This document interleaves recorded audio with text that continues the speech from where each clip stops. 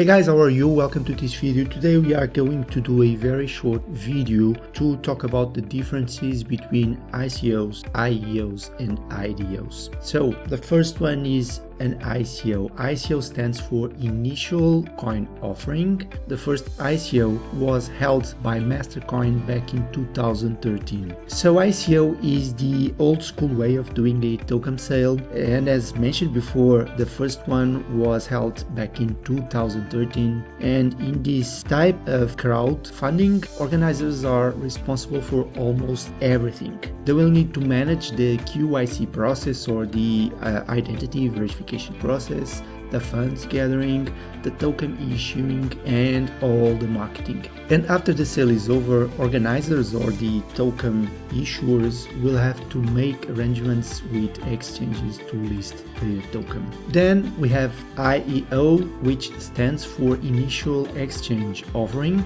The first IEO was held by Binance, hosting a sale for BitTorrent back in January of 2019. The main advantage of an IEO is that the token is listed on the exchange right after it is launched, and the exchange will take care of most marketing. The main disadvantage is that it can be quite expensive for token creators. The cost of an IEO on major exchanges ranges from $150,000 to $1 million, which is a lot. So the most common way of crowdfunding in the crypto space today is the IDO, which stands for Initial DEX Offering. The first IDO was held by Binance DEX, hosting a sale for Raven protocol back in June 2019.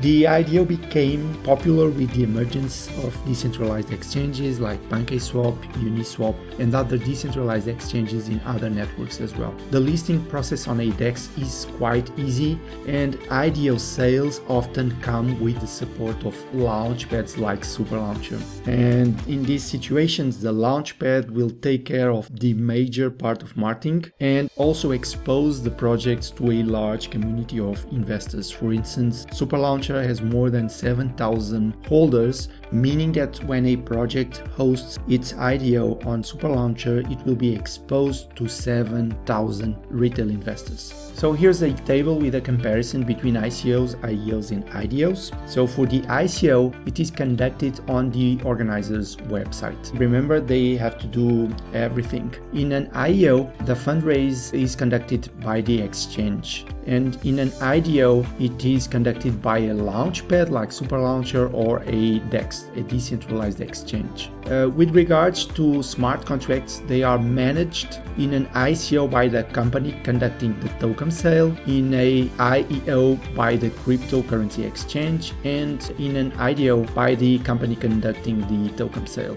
The third point, KYC needed by the token issuer. In an ICO, yes. In an IEO, not necessarily, because usually when you sign up for an exchange, you will need to go through that KYC process in the beginning. So when there's a IEO, you don't need to repeat the KYC process. And for IDOs, sometimes there's the need to do it. It depends on the launchpad, and it depends also on the project. With regards to the marketing budget needed for fundraising companies, in ICOs is significantly high. In IEOs is relatively low because the exchange will deal with all the marketing, and in IDOs medium because part of the marketing will be done by the launchpad, but the project itself also needs to do a lot of marketing.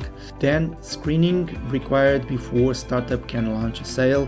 With ICOs there's no screening, which means that you need to be very careful when you are participating in an ICO, because there's no entity that is doing a screening or a vetting of the project. With IEOs there's always a strict screening and vetting.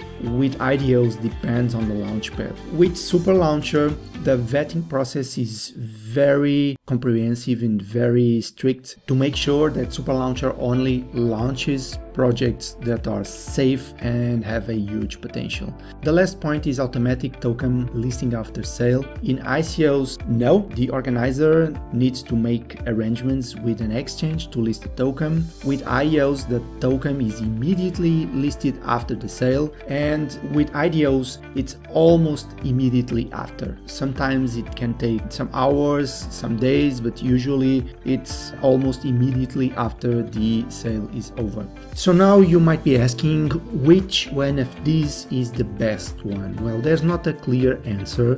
IEOs and IDOs are more safe from the investor perspective than an ICO, because with an IEO and an IDO usually there's a vetting, there's a screening. Of course, with IDOs it depends on the launchpad, but with SuperLauncher, as mentioned before, there's a very strict and comprehensive vetting process, and it's very easy for a retail investor to participate in an IDO.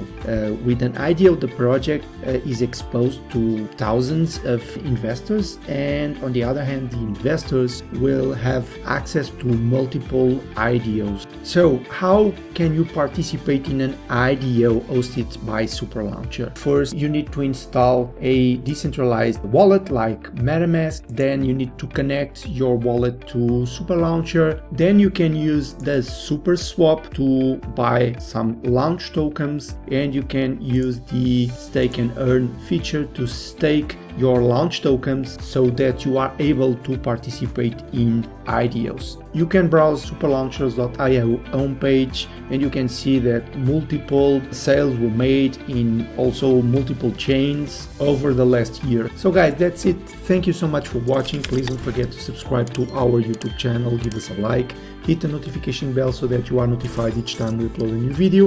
And if you have any questions, please feel free to leave a comment. Thank you. Bye bye.